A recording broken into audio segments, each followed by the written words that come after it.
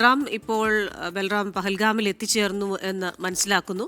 അപ്പോൾ ഇന്ന് തുടർ ചോദ്യം ചെയ്യലുകൾ അവിടെ ഉണ്ടാകും. അതുപോലെ തന്നെ കനത്ത സുരക്ഷയാണല്ലോ ആ മേഖലയിൽ ഇപ്പോൾ ഏർപ്പെടുത്തിയിരിക്കുന്നത്. ഏതൊക്കെ തരത്തിലുള്ള ജാഗ്രതാ നിർദ്ദേശങ്ങളും സുരക്ഷാ നിർദ്ദേശങ്ങളുമാണ് നൽകിയിരിക്കുന്നത്? ക്രിസ്റ്റീന, ചോദ്യം ചെയ്യലും തെരച്ചിലും സമാന്തരമായി തന്നെ പുരോഗമിക്കുകയാണ്. ഞാനിപ്പോൾ ഉള്ളത് പെഹൽഗാമിലാണ്. ഭീകരാക്രമണം നടന്ന ബൈസരൻ വാലി ഉൾപ്പെടുന്ന പ്രദേശമാണ് ഈ പെഹൽഗാം ആണ് ഈ ബൈസരൻ വാലി ആക്രമണം നടന്ന പ്രദേശത്തു നിന്നും വാഹനത്തിന് എത്തിച്ചേരാൻ കഴിയുന്ന ഏറ്റവും അടുത്തുള്ള പ്രദേശം. നമ്മളിപ്പോൾ കാണുന്ന ഈ വഴിയിലൂടെ മുകളിലേക്ക് ഈ മനോഹരമായ താഴ്വര മുകളിൽ നമുക്ക് കാണാം. മഞ്ഞിൽ പുതച്ച് നിൽക്കുന്ന മലനിരകൾ നമുക്ക് കാണാൻ കഴിയും. മുകളിൽ അത്രത്തോളം മനോഹരമായ കാഴ്ചകളുള്ള ബൈസരൻ വാലിയിലാണ് ഈ ഭീകര ആക്രമണം ഉണ്ടായത്. നമുക്ക് ഈ പെഹൽഗാം എന്ന പ്രദേശത്തിന്റെ ദൃശ്യങ്ങൾ തന്നെ വീക്ഷിക്കാം. അതീവ മനോഹരം. ഇത് പെഹൽഗാം അറിയപ്പെടുന്നത് ആട്ടിടയന്മാരുടെ താഴ്വര എന്നതാണ്. അത്രത്തോളം മനോഹരമായ ഒരു പ്രദേശം. ഈ പ്രധാനമായും പ്രദേശവാസികൾ തന്നെ താമസിക്കുന്ന കൃഷിയും ടൂറിസവും ഉപജീവന മാർഗമാക്കി ആട് വളർത്തലും ഒപ്പം തന്നെ പശുക്കളും കുതിരകളെയും വളർത്തി അത് ഉപജീവന മാർഗമാക്കി അത് ഉപയോഗിച്ച് തന്നെ ഇവിടെ എത്തുന്ന ടൂറിസ്റ്റുകൾക്ക് സൗകര്യമൊരുക്കി ജീവിക്കുന്ന ഒരു ജനവിഭാഗമാണ് ഇവിടെയുള്ളത്. ഏതാണ്ട് പൂർണ്ണമായും ടൂറിസത്തെ ആശ്രയിച്ച് തന്നെ ജീവിക്കുന്നതാണ് ഇവിടുത്തെ ജനങ്ങൾ. നമുക്ക് ദൃശ്യങ്ങളിൽ കാണാം. കനത്ത സുരക്ഷാ ക്രമീകരണങ്ങൾ ഇവിടെ ഒരുക്കിയിട്ടുണ്ട്. പോലീസിന്റെ ഒപ്പം തന്നെ സൈനികരുടെയും വിന്യാസം ഈ പ്രദേശത്ത് ഉണ്ട്. സൈന്യത്തിന്റെ ഭാഗത്തു നിന്നും റോഡുകളിൽ പൂർണ്ണ തോതിലുള്ള നിരീക്ഷണം 24 മണിക്കൂറും നിരീക്ഷണമുണ്ട്. ഈ മേഖലയിലേക്കുള്ള വാഹനങ്ങൾ പരിശോധിച്ച് മാത്രമാണ് കടത്തിവിടുന്നത്. അത്രത്തോളം കനത്ത സുരക്ഷ കഴിഞ്ഞ മണിക്കൂറുകളിൽ ഇവിടെ ഒരുക്കി ചേർന്നിട്ടുണ്ട്. കൂടുതൽ സേനാ വിന്യാസം സ്ഥലത്ത് ഉണ്ട്. ഈ തെരച്ചിൽ മുന്നോട്ട് പോകുന്നത് അനുസരിച്ച് കൂടുതൽ സൈനികരെ പ്രദേശത്തേക്ക് വിന്യസിച്ചു വരുന്നുണ്ട്. ഈ മനോഹരമായ താഴ്വര നമുക്ക് ദൃശ്യങ്ങളിൽ കാണാൻ കഴിയും. ഈ ആക്രമണം നടന്ന ബൈസറിനോട് ഏറ്റവും ചേർന്ന് കിടക്കുന്ന വാഹനം എത്തിച്ചേരാൻ കഴിയുന്ന പ്രദേശമാണ് ഇവിടെ നിന്നാണ് ഈ ടൂറിസ്റ്റുകൾ കാൽനടയായോ അല്ലെങ്കിൽ കുതിരപ്പുറത്തോ ആയി, ഭൂരിഭാഗം പേരും കുതിരപ്പുറത്താണ് ഇവിടെ നിന്നും മുകളിലേക്ക് ഈ ബൈസരൻ വാലി എന്ന മനോഹരമായ മിനി സ്വിറ്റ്സർലാൻഡ് എന്നറിയപ്പെടുന്ന പ്രദേശത്തേക്ക് പോകുന്നത്. താഴെ മനോഹരമായ പുഴ അടക്കമുള്ള അതീവ മനോഹരമായ ദൃശ്യങ്ങളാണ് ഈ മഞ്ഞു പുതച്ചു നിൽക്കുന്ന പർവ്വതങ്ങളുടെ പശ്ചാത്തലത്തിൽ. പച്ച പുൽത്തകിടികളും പൈൻമരങ്ങളും താഴെ പുഴയും നിറഞ്ഞതാണ് ഈ ഒരു പ്രദേശം. അത് വാക്കുകളിൽ വിവരിക്കാൻ കഴിയാത്ത തരത്തിൽ മനോഹരമായ ഈ പ്രദേശം കഴിഞ്ഞ കുറെ മാസങ്ങളായി തന്നെ ടൂറിസ്റ്റുകളുടെ മുഖ്യ ആകർഷണമായി ജമ്മു കശ്മീരിൽ മാറിയിട്ടുണ്ട്. അത്തരത്തിൽ കൂടുതലായ ആളുകൾ ഇവിടേക്ക് എത്തിച്ചേരുന്ന ഒരു സാഹചര്യം കൂടി കണക്കിലെടുത്തുകൊണ്ട് തന്നെയാണ് ഭീകരർ ഈ ഒരു പ്രദേശം ലക്ഷ്യം വെച്ചത് എന്നാണ് പോലീസിന്റെ പ്രാഥമിക അന്വേഷണത്തിൽ വ്യക്തമായിരിക്കുന്നത്. ഈ ഒരു പ്രദേശം ഒട്ടേറെ ഈ ഭൗമശാസ്ത്രപരമായ പ്രത്യേകതകളും ഈ ഒരു പ്രദേശത്തിന് ഉണ്ട്. കാരണം പോലീസിന് ഒരു അപകടമുണ്ടായാൽ പോലീസിനോ സുരക്ഷാ ഉദ്യോഗസ്ഥർക്കോ എത്തിച്ചേരാൻ ഏറെ സമയമെടുക്കുന്ന ഒരു പ്രദേശമാണ്. ഇവിടെ നിന്നും ഏതാണ്ട് 45 മിനിറ്റ് അല്ലെങ്കിൽ 1 മണിക്കൂറിനിടെയുള്ള സമയം ഈ താഴ്വരയിൽ നിന്നും മുകളിലെ ബൈസരൻ വാലിയിൽ എത്തിച്ചേരാൻ എടുക്കും. കൂടാതെ ഉച്ച സമയമായതുകൊണ്ട് തന്നെ പലപ്പോഴും ഈ ഡ്യൂട്ടി ചേഞ്ചോ മറ്റോ ഉണ്ടാകുന്ന സമയമാണ് പോലീസിനെ സംബന്ധിച്ചിടത്തോളം.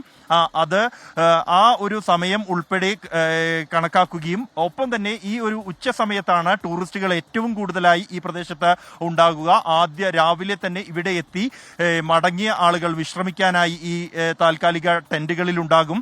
സമാനമായി തന്നെ മുകളിലേക്ക് കയറിയെത്തിയ ആളുകളും ഭക്ഷണം കഴിക്കാനും മറ്റുമായി ഈ പ്രദേശത്ത് ഉണ്ടാകും എന്നുള്ളതാണ് ഈ ഒരു സമയം തെരഞ്ഞെടുക്കാൻ ഏറ്റവും കൂടുതൽ ആളുകൾ ഈ പ്രദേശത്തുണ്ടാകുന്ന ഒരു സമയം തന്നെ ആക്രമണത്തിനായി തെരഞ്ഞെടുക്കാൻ കാരണമായത് എന്നാണ് കണക്കാക്കുന്നത്.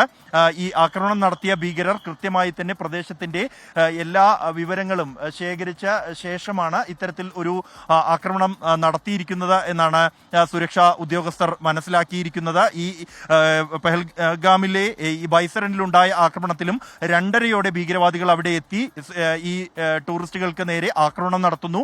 വിവരങ്ങൾ ചോദിച്ചറിഞ്ഞ് ഏതാണ്ട് 20 മിനിറ്റോളം ആണ് ഈ ഭീകരവാദികൾ ഇവിടെ തുടരെ ആക്രമണം നടത്തിയത്. ആളുകളിൽ നിന്നും വിവരങ്ങൾ ചോദിച്ചറിയുന്നു, അവരെ വെടിവെച്ച് കൊലപ്പെടുത്തുന്നു. തുടർന്ന് ഇതേ നടപടികൾ ഏതാണ്ട് 20 മിനിറ്റോളമാണ് അവർ അവിടെ നടത്തിയത്. ഒരു അതീവ ഭീകരമായ ക്രൂരമായ നടപടികളാണ് ഈ 20 മിനിറ്റ് ആ ബൈസരൻ എന്ന മനോഹരമായ താഴ്വരയിൽ ഉണ്ടായത്. ഇതെല്ലാം തന്നെ കൃത്യമായി തന്നെ വിവരം അറിഞ്ഞാൽ പോലും പോലീസിന് എത്താൻ സമയമെടുക്കും എന്നുള്ള കണക്കാക്കിയുള്ള നടപടിയായിരുന്നു.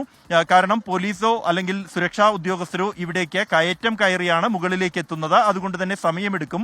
അതേസമയം ഭീകരവാദികളെ സംബന്ധിച്ചിടത്തോളം അവർക്ക് അവിടെ നിന്നും രക്ഷപ്പെടാൻ വനമേഖലയിലുള്ള താഴേക്ക് ഇറങ്ങി രക്ഷപ്പെടുക എന്നുള്ളതായിരുന്നു അവർ തയ്യാറാക്കിയ പദ്ധതി. അതനുസരിച്ച് തന്നെയാണ് അവർ വനമേഖലയിലേക്ക് രക്ഷപ്പെട്ടതും. എന്നാൽ പോലീസ് ഇത്തരത്തിലുള്ള ഒരു നീക്കം മുൻകൂട്ടി കണ്ടറിഞ്ഞ് ആ മേഖലയിൽ ഉൾപ്പെടെയുള്ള ഇടങ്ങളിൽ മറ്റ് സുരക്ഷാ സൈനികരെ ജാഗ്രതാ നിർദ്ദേശം നൽകിയിരുന്നു എന്നാണ് അറിയിക്കുന്നത്. അതുകൊണ്ട് തന്നെയാണ് ഭീകരവാദികൾ ഇപ്പോഴും ഈ മേഖലയിൽ നിന്നും അധികം ദൂരെ പോയിട്ടില്ല. ഈ പ്രദേശത്ത് തന്നെയുള്ള ഒളിത്താവളത്തിൽ ഉണ്ടായിരിക്കാൻ ഇടയുണ്ട് എന്ന ഒരു നിഗമനത്തിലേക്ക് സുരക്ഷാ ഉദ്യോഗസ്ഥർ എത്തിയിരിക്കുന്നത്.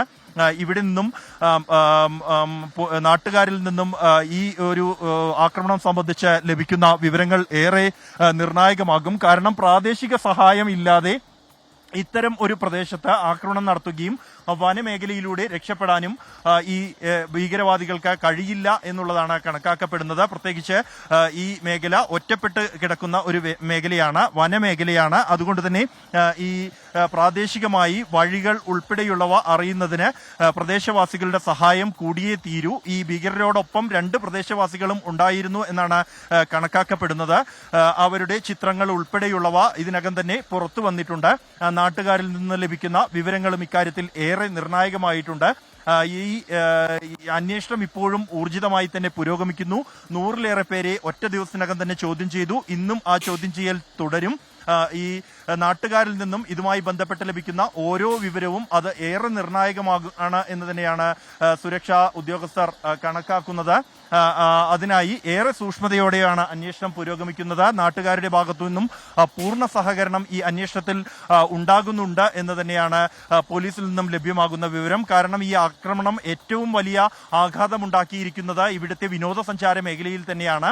നേരത്തെ ഞാൻ സൂചിപ്പിച്ച പോലെ തന്നെ വിനോദസഞ്ചാരമാണ് ഈ മേഖലയിലെ മുഖ്യ വരുമാന മാർഗം. ഇവിടുത്തെ സാധാരണക്കാർ, ഹോട്ടൽ ഉടമകൾ അല്ലെങ്കിൽ കുതിര സവാരിക്കാർ ഈ വിനോദസഞ്ചാരികളെ കുതിരപ്പുറത്ത് കയറ്റി അവരെ മറ്റ് ഈ മലമുകളിലേക്ക് ബൈസരൻ അടക്കമുള്ള മനോഹരമായ താഴ്വരകളിലേക്ക് എത്തിക്കുക എന്നുള്ളതാണ് ഇവരുടെ വരുമാന മാർഗം.